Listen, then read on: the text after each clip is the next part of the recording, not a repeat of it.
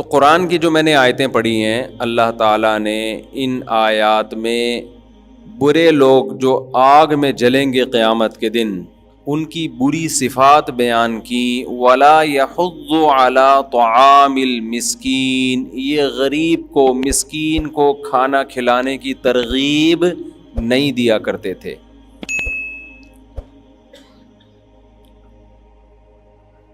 تو انسانیت کا کتنا خیال ہے اسلام میں، اس پر تو ہم سب تقریریں کر لیتے ہیں۔ اسلام میں یہ خوبی ہے کہ وہ غریبوں کے حقوق بہت بیان کرتا ہے، لیکن بات یہ ہے کہ عمل کیا ہے، پریکٹیکلی عملاً ہم یہ کر رہے ہیں کہ نہیں کر رہے ہیں۔ قرآن نے اہل جہنم کی بار بار یہ صفت بیان کی ہے کہ وہ اللہ کی مخلوق کا خیال نہیں رکھتے، اور جنتیوں کی جہاں بھی صفت بیان کی وہاں یہ کہ وہ مخلوق پر خرچ کرتے ہیں۔ اس سے صاف پتہ چلتا ہے کہ کنجوس آدمی کے لیے جنت میں کوئی ٹھکانہ نہیں ہے۔ خوب سمجھ لیں۔ اب مسئلہ سارا یہ ہے کہ کنجوسی ختم کیسے ہو۔ اچھا، جو کنجوس ہوتا ہے نا، وہ خود اپنے آپ کو کنجوس نہیں سمجھتا، یہ بڑا مسئلہ ہے۔ آپ جب بیمار ہیں، مریض ہیں، آپ اپنے آپ کو مریض ہی نہ سمجھیں تو آپ علاج کرائیں گے؟ ہیں بھائی؟ نہیں کرائیں گے نا۔ کنجوس اپنے آپ کو کنجوس سمجھتا ہی نہیں ہے تو وہ اپنی اصلاح کی فکر کیسے کرے گا؟ اب سوال پیدا ہوتا ہے، کنجوس اپنے آپ کو کنجوس کیوں نہیں سمجھتا؟ میں نے یہ دعویٰ کر دیا، مفتی صاحب آپ کو کیسے پتا چلا کہ کنجوس اپنے آپ کو کنجوس نہیں سمجھتا؟ اصل میں کنجوس اپنے آپ کو کنجوس اس لیے نہیں سمجھتا کہ وہ ہے کنجوس۔ اگر وہ اپنے آپ کو کنجوس سمجھتا تو کنجوس تھوڑی ہوتا۔ وہ خرچ کرنے کو سمجھتا ہے، میں جو 1 روپے دے رہا ہوں یہ بہت دے رہا ہوں، تو وہ تو سخی سمجھتا ہے اپنے آپ کو۔ وہ یہ سمجھتا ہے کہ اگر میں نے اتنے سے پیسے بھی کہیں نکال دیے نا تو یہ اتنے سے آپ کو لگ رہے ہیں، یہ اتنے سے ہے نہیں، یہ کیا ہے؟ بہت بڑی رقم ہے۔ آج میں نے ایک غریب کو 5 روپے دیے، بھائی فاطم تائی کی قبر پہ لات مار دی۔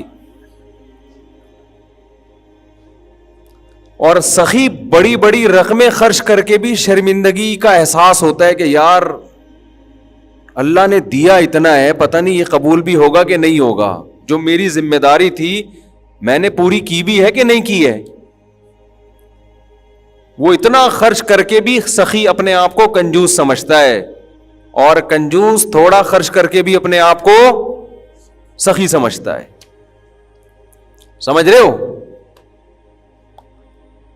ایک شعر ہے نا، جان دی ہوئی اسی کی تھی، یعنی ہم نے اللہ کے راستے میں جان دے دی، کوئی بڑی بات نہیں ہے۔ یہ جان دی ہمیں کس نے تھی؟ اس اللہ نے دی تھی۔ تو حق تو یہ ہے کہ حق ادا نہ ہوا، یعنی حق بات یہ ہے کہ اللہ کا جو ہم پر حق تھا کہ ہم اللہ کی راہ میں جان دیں تو وہ حق ادا ہوا نہیں ہے، کیونکہ اللہ نے تو ہم سے ہماری جان مانگی تھی اور ہم نے اپنی جان کے بجائے وہی جان دے دی جو اللہ نے ہمیں بھیک میں دی تھی۔ تو کیا کون سا تیر مار لیا ہم نے؟ سمجھ میں آ رہی ہے بات کہ نہیں آ رہی؟ تو جو حقیقت میں سمجھتا ہے نا کہ یہ چیزیں گاڈ گفٹڈ ہیں، یہ جان جب بھی بتاتا ہوں مجھے وہ جان والا لطیفہ پتہ نہیں کیوں یاد آتا ہے، حالانکہ کئی بار سنا چکا ہوں۔ ایک ماں نے اپنے بیٹے سے پوچھا، بیٹا پتہ ہے تمہیں جان کیسے نکلتی ہے؟ اس نے کھڑکی سے نکلتی ہے۔ بیٹا کھڑکی سے کیسے نکلتی ہے جان؟ کہتے ہیں امی جب آپ گھر پہ نہیں ہوتی نا، آنٹی گھر پہ آتی ہیں تو اب جیسے ہی آپ آنے والی ہوتی ابو کہتے ہیں آنٹی سے جان کھڑکی سے نکل جاؤ۔ تو جان کہاں سے نکلتی ہے؟ کھڑکی سے نکلتی ہے۔ تو یہ جان دی اللہ نے، جب یہ احساس انسان کے دل میں بیٹھ جاتا ہے تو وہ جان دے کے بھی شرمندہ ہوتا ہے کہ اللہ کا جو ہم پہ حق تھا وہ ادا نہیں ہوا۔ یہ تو ویسے بھی وہ جب چاہتا، اگر آپ اللہ کے راستے میں شہید نہیں ہوتے تو کیا مرو گے نہیں؟ ٹرک کے نیچے آ کے مر سکتا ہے آدمی, زلزلے میں ہلاک ہو سکتا ہے, کرونا میں ہلاک ہو سکتا ہے. 20 طریقے ہیں ہلاک ہونے کے. اللہ کا احسان کہ اللہ نے آپ کی جان لینے کے لیے شہادت کے رتبے پہ فائز کر دیا آپ کو. تو جو جان کے معاملے میں سخی ہوگا, پوری جان لٹا کے بھی سمجھے گا کہ حق ادا نہیں ہوا. ایک صحابی تھے نا, میدان جنگ میں گرفتار ہو گئے تو ان کے بارے میں آرڈر ہوا, وہ جو پتہ نہیں فارس کا بادشاہ تھا وہ جلتی کڑھائی میں ڈال رہا تھا قیدیوں کو. تو یہ رونے لگے, تو اس نے کہا کہ موت کے ڈر سے رو گئے. انہوں نے کہا موت کے ڈر سے نہیں, اللہ کی خاطر ایک ہی دفعہ قربانی دوں گا, کاش یہ بار بار دینے کا موقع ملتا, بار بار قربانی دینے کا موقع ملتا. ایک ہی جان ہے وہ دے دیں گے اللہ کو, اس میں کیا کون سی بڑی بات ہے. تو آپ بتاؤ, مال سے زیادہ قیمتی تو جان ہے انسان کی. جو سخی ہوتے ہیں وہ جان دے کے بھی سمجھتے ہیں کہ ہم نے کچھ نہیں دیا. تو جو مال کے لحاظ سے سخی ہوگا نا, وہ مال دے کے بھی سمجھتا ہے ہم نے کچھ نہیں دیا. وہ اپنے آپ کو کنجوس سمجھتا ہے. وہ کہتا ہے ساری دولت نعمت سب کچھ دیا اللہ نے, اور میری ضرورت تو 2 وقت کی روٹی ہے, سر چھپانے کے لیے چھپڑا چاہیے, باقی تو سارا اللہ کی دین ہے. تو میں نے کون سا تیر مار دیا.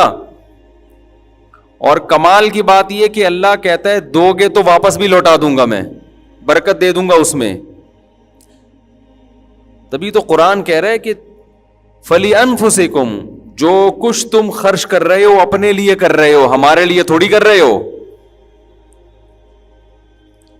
اور کنجوس کیا کرتا ہے, کنجوس اس کو یہ احساس نہیں ہوتا کہ میں کنجوس ہوں, یہ بڑی ٹینشن ہے. اس کو پہلے یہ احساس دلانا پڑتا ہے, تو مان لے کہ تو 1 نمبر کا کنجوس ہے, پھر جا کے وہ علاج کرے گا. علاج ہم بعد میں بتائیں گے اس کو کہ تو علاج کرے گا کیا.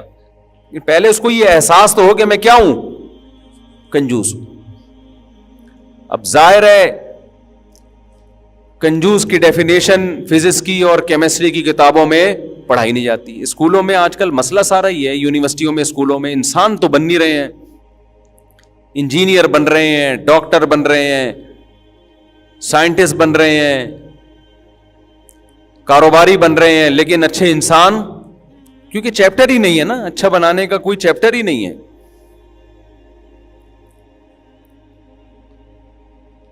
تو کنجوس کی ڈیفینیشن یہ جاننا بہت زیادہ ضروری. بعض چیزیں ایسی ہوتی ہیں ان کو ڈیفائن کریں گے تو پیچیدہ ہو جائیں گی, ان کی طرف اشارہ کریں گے نا کہ یہ ہوتا ہے تو سمجھ میں آ جائے گا. اس کو بولتے ہیں کنجوس. اشارہ کر کے بتا دو یہ ہے, ایسا نہیں بنو بس.